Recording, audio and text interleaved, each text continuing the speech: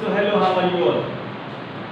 Now we are with again English, the third chapter, as it is your Igam Kasuti. Let's say something, we like something to go here and there, as I have told earlier also. To move for picnic, yeah, tour, and it's a rainy season, lots of rain. God graces this. But let's continue with our studies. So it's a lesson about Egypt. Egypt, you all know where it's situated. Nearby, it's just what Asia somewhere, and well known for mummies. Not mummy, it's mummies. You all know. You might have gone through many films, yeah, serials, yeah, through net, yeah, Google, yeah, something else. Though it's a story about a king, young king, and some mysteries about. You can say what happens. A writer of let me say the title of this Discovering Tut. Tut is the short name of the king. The saga continues. The saga. What does the saga mean? Saga means a particular type of tale. Yeah, we can say some prejudice also. Yeah, belief. A tales which contain some prejudice, some belief, and these all things. So let's continue with our lesson. It is written by A.R. Williams. Why I am writing this writer's name on the board? Because in 10th standard, in 12th standard, yeah, in your 11th standard it might come. Who is the author of these? Yeah, who? Apart from that, while you are writing your answer, you need a little bit of brief introduction about the lesson and introduction about the writer too. So very versatile writer, we can say he liked discoveries. A writer who like a discovery, he is in mind, a person who lives in a particular type of scenario, we can say, he likes this. And obviously he has written about Egypt, about the mummy of Tut. Who was he? Let's begin with our lesson. Some expressions, some meaning of the contents are given over here.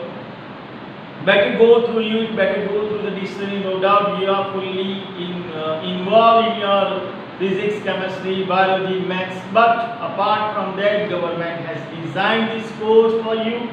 And so you have to continue this thing. So let's begin. You can see a particular picture of his a king with a crown over the monarchy was there in Egypt, as you all know. So he was just a teenager when he died. Who was a teenager? The king. The last heir of a powerful family that had ruled Egypt and its empire for centuries. What does it mean? The last emperor who ruled over Egypt, and in a small age, when he died, in a teenage, we can say. He had laid to rest laden with gold and eventually forgotten. Since the discovery of his tomb in 1992, the modern world has speculated about what happened to him, with murder being the most extreme possibilities. Most probably we can see in the old movies, yeah, we can see some movies that kings are most probably murdered. So here was a mystery. It was a, we can say, mystery, you all know.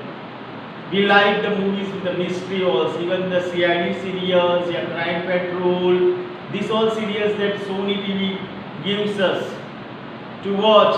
There are many mysteries regarding. So it was a mystery that he was killed young.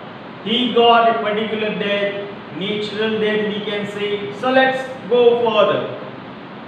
Now leaving his tomb for the first time in almost 80 years, Tut has undergone a CT scan that offers new clues about his life and death and provides data, somebody pronounces data also, most probably South Indian, for an accurate forensic reconstruction of the boy's pharaoh. Pharaoh in Egypt language means king.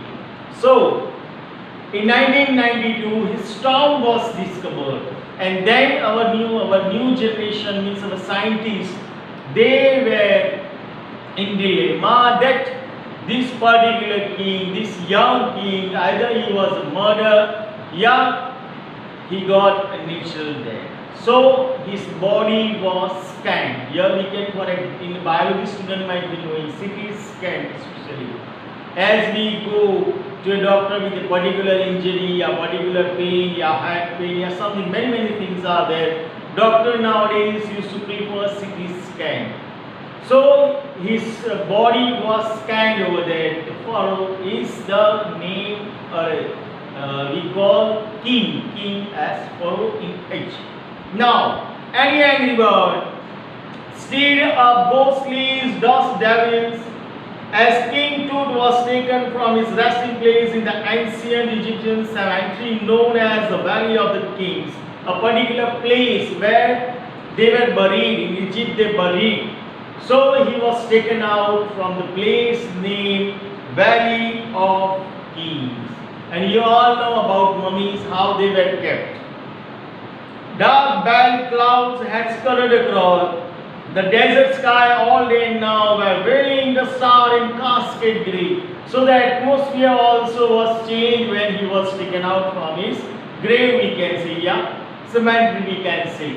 He was taken out from him. It was 6 p.m. on 5th January 2005, 1992. His we can see his grave, a particular place was discovered, and he was taken out in 2005. The world's most famous mummy glided head first into CT scan, brought here to probe the lingering medical mysteries of the little understood young ruler who died more than 3,300 years ago. So he was died 3,300 years ago. His mummy, his body was taken up and it was preserved, you can say, the Egyptian technology at that time, before 3,300 ago. That technology, that the body was in the same condition when he was buried. So you can understand how much they were advanced in science and technology. Obviously, we can use the word technology too. No doubt science is there, but we can use the word technology too. All afternoon, the usual lines of tourists from around the world had descended into the cramped rock-cut tombs some 26 feet underground to pay their respects. They gazed at the murals on the walls of the burial chamber and peered at Tut's glided face, the most striking feature of his mummy-shaped outer coffin lid. So many visitors, many we can say reporters, many scientists, many doctors, all were gathered over there to look the king, how he looks, what is there in the cave, we can say, in the particular place where he was buried. Some visitors read from guidebooks in a whisper, others stood silently, perhaps pondering thoughts, ultimately dead in his late teens, or wondering with a shiver if the fur curls. Death or misfortune falling upon those who disturb him was really true. So it was one, we can say, some prejudice over we are having some blind belief that if we will go to a particular place, we will have this problem. We will do. One of my friend told we cannot go through the moon on, I think so, media something on the second day of the moon rising. If we look at it, our whole month will go worstly. So there are some telling, some believing, we can say. People used to say, and according to the Egyptian, people of Egypt, it has been said that if we go through the mummy, we look at it, it will be our failure of luck. So let's go. The mummy is in bad condition because of what Carter did in the 1920s, says Zahi Hawass, Secretary General of Egypt's Supreme Council of Antiquities, as he leaned over the body for the long first look. So he looked at the body. It was in worse condition, he told. Howard Carter, that is, was a British archaeologist. Archaeology means the person who go for these old monuments, we can say. He used to search, he is searching the ancient thing, ancient palaces, ancient people, many things. Archaeology is a part of science. Where I was, who in 1992 discovered Tut Storm after years of futile searching. Its contents, though hastily ransacked in antiquity, were surprisingly complete. They remain the richest royal collection ever found and have become part of the Pharaoh legend.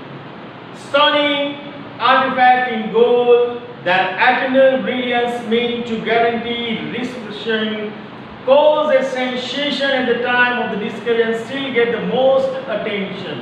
You all know that whenever the king or queen or any prestigious fellow was buried over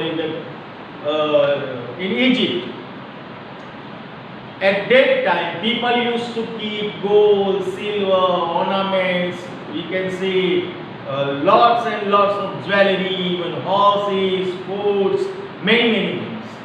So it was meant over there that they might have, after that they need this all thing.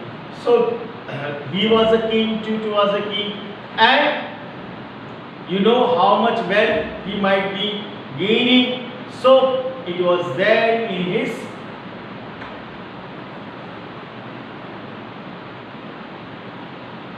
but Tut also buried with everyday things. He had won in the afterlife board games, a bronze razor, linen undergarments, cases of food and wine. You obviously, he is a king, fond of these all things. Wine too. After months of careful recording the funerary treasures, Carter began investigating his three nested coffins. Opening the first, he found a shroud adorned with garlands of willow and olive leaves, wild celery, lotus petals, and cornflowers, the valid evidence of a burial in March or April. When he finally reached the mummy, though, he ran into trouble. So when he opened the first lid, it was 3 layers. When he opened the first layer, he found the leaves of olives, lotus, and many things. He was little bit afraid over there. To the bottom of his solid gold coffin, no amount of legitimate force could move them. Carter wrote later what was to be done. Now it was a problem that they cannot move the body of Tut. And he wrote in his book that Carter wrote, no amount of legitimate force could move them. The things that were there, his body, nearby his body, they cannot move all these things. The sun can beat down like a hammer this far south in Egypt, and Carter tried to use it to loosen the resin. A particular type of liquid was there. It stuck the body of Tut, and they cannot lift the body. They cannot depart the body. Depart from the resin. Here the word is given resin, means a particular type of liquid, gum we can say. As we got nowadays this, what I forgot about that, Fevikwik like that. Might be more durable than Fevikwik. Some particular type of liquid, gum they might have made and stuck over his body. For some hours, somebody pronounced hours also. It's English, It's up to you how you pronounce your language. We are not Britishers, we are Indian. He set the mummy outside in blazing sunshine that heated it to 149 degrees Fahrenheit. Nothing but he reported with scientific detachment that the consolidated material had to be successfully away from beneath the limbs and trunk before it was possible to raise the king's remains. So now it created problem. How to remove, how to take his body outside because of the race, a particular type of liquid as I told earlier. So they kept that body, or we can just say coffin at that particular place in a heat sunlight about 140 something 49 degree. Though it was not succeeded. So what they did, they thought now there is only one escape to do this, and that is to cut off his body. It needed permission, lots and lots of efforts to do this. You are taking out a mummy, and that also of a king, and that a young king before 3,300 years buried underground. So you just might imagine what might be the condition of that time regarding Carter. In his defense, Carter really had little choice. If he hadn't cut the mummy free, thieves most certainly would have circumvented the guards and ripped it apart to remove the gold. He told that if he might not have done this thing, then the thieves might have done, because lots and lots of gold, gems, everything was on the body of Tut. So thieves might have done their work. In Tut's time, the royals were fabulously wealthy, and they thought, they hoped, we can say, they could take their riches with them. So it was done that. It was said that at that time, the rich people, the king and everybody thought that they need wealth after that. It might be a system over there. King Tut was lavished with glittering golds, precious collar, inlaid necklaces and bracelets, rings, amulets, a ceremonial apron, sandals, shawls for his finger and toes, and the now iconic inner coffin and mask, all pure gold. So you can understand lots and lots, you can say kilos and kilos of gold with gems, lots of jewelry. His toes, his fingers, his head, his neck, every part of body was covered with different type of ornaments, and gold, we can say, that of made of gold. People have lust of gold. To separate Tut from his adornments, Carter men removed the mummy's head and so dearly a major joint. Once they had finished, they reassembled the remains on a layer of sand in a wooden box. With padding that concave the damage, the bed where Tut now rests. So where Tut was in rest, he was lying. That bed was also cut with his hands, we can say, parts of body were cut down, because they need his body to CT scan. They want to understand the mystery over there, that either he was killed or he had a natural death. Archaeology has changed substantially in the intervening decades, focusing less on treasure and more on the fascinating details of life and intriguing mysteries of death. It also uses more sophisticated tools, including medical technology. In 1968, more than 40 years after Carter discovered, an anatomy professor x-rayed the mummy and revealed a startling fact: beneath the resin that cakes his chest, his breast bone and front ribs are missing. So after Carter, when Carter discovered in 1992, I think so. Before that,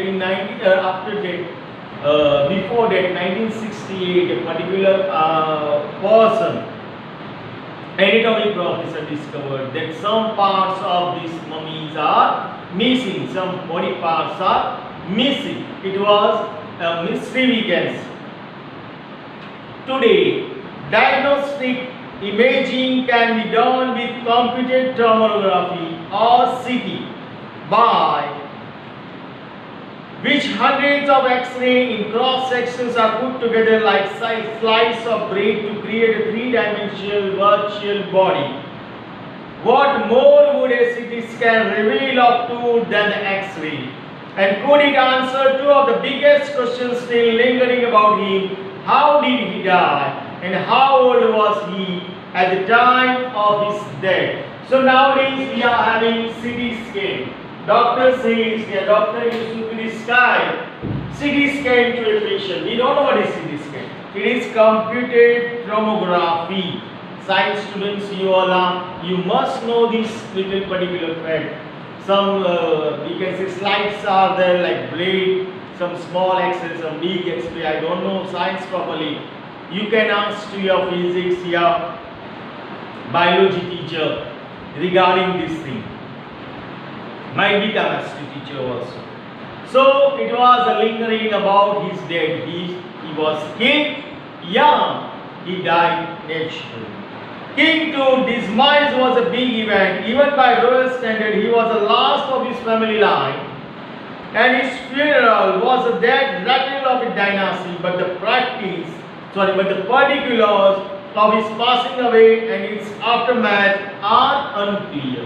So why they went to this body? Why particular Tut only? Why this king, a young king, dead? He died at the age of 19 years something. So why Tut? Because he was the last king of this dynasty. Apart, it was a mystery. The world couldn't know that was he king young. He got a natural death. So to reform this thing, this all particular type of work was done regarding his death. So it was a suspense over there, we can say.